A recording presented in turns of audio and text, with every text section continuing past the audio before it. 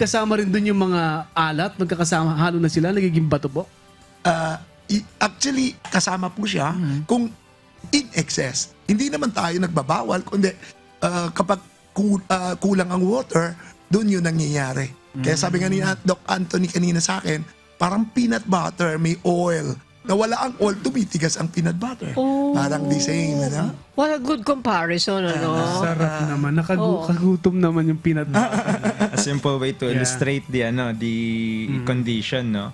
Kasi usually, 'di ba, yung sa peanut butter, pag Correct. iniwan lang natin naka-stand, no?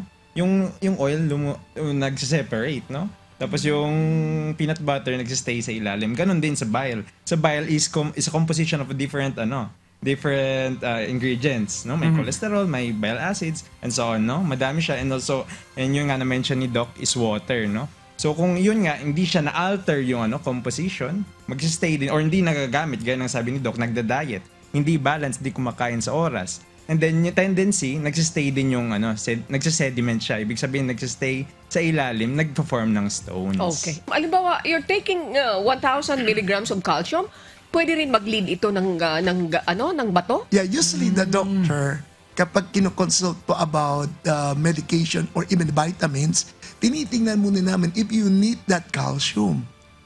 Ganun po If you don't need the calcium, we don't give it. Really? Ang problema lang, they usually ang pasyente ginagawa nilang by their own. Uy, padala galing Amerika.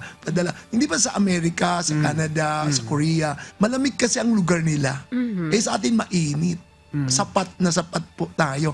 Tapos we eat, kapag makita nyo po yung mga puro fresh. Sa kanila po, puro process. Kaya nawawala sila doon sa calcium. Kaya they need it. Kaya lang business-wise, syempre, ang calcium medicine dumarating hanggang sa atin.